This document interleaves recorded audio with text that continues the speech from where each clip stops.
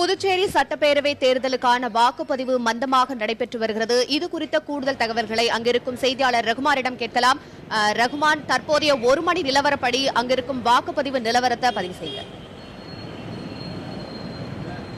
அதாவது புதுச்சேரி மாநிலத்தில் நடைபெற இருக்கக்கூடிய சட்டமன்ற தேர்தலுக்கான வாக்குப்பதிவு இன்று காலை தொடங்கியது. வாக்குப்பதிவு தொடங்கிய 1 மணி நேரம் வரை விறுவிறுப்பாக நடைபெற்றிருந்தது. காலை 8 மணி முதல் சாரல் மழையாக பெய்ய தொடங்கிய மழையானது தொடர்ந்து கனமழையாக பெய்தது.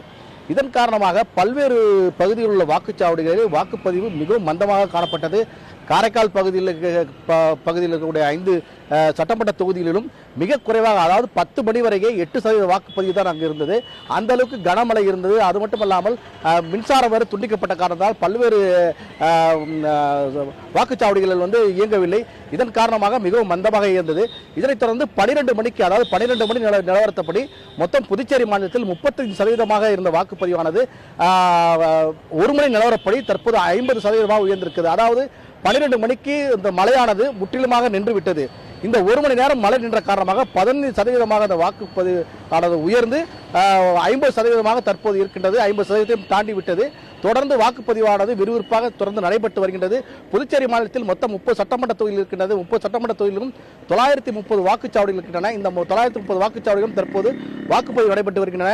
அனைத்து வாக்குச்சாவடிகளும் பாதுகாப்பு ஏற்பாடுகள் தீவிரப்படுத்தப்பட்டிருக்கின்றன. 25 கம்பெனி துணை ராணுவ படையினர் தற்போது அந்த பகுதியிலே பாதுகாப்பு பணியில் ஈடுபட்டு வருகின்றார்கள்.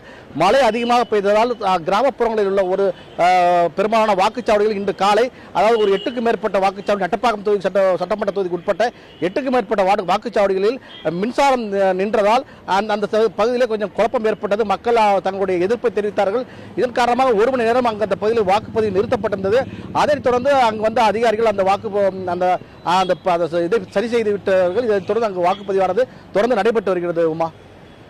ரகுமான், புதுச்சேரியில 30 தொகுதிகளுக்கு உண்டான சட்டப்பேரவைக்கான தேர்தல் நடந்துட்டு இருக்கு. குறிப்பா எந்த பகுதியில் அதிகமான வாக்கு சதவீதம் பதிவாகி இருக்குன்னு சொல்ல முடியுமா? அதாவது புதுச்சேரியை பொறுத்தவரை 7ஆம் சட்டமன்ற தொகுதியில் தான் அதிக வாக்கு பதிவாயிருக்கு இதுவரை. அதனை அடுத்து லாஸ்பேட் தொகுதி உள்ளிட்ட தொகுதியில் வாக்குப்பதிவு அதிகமாக பதிவாயிருக்கின்றது.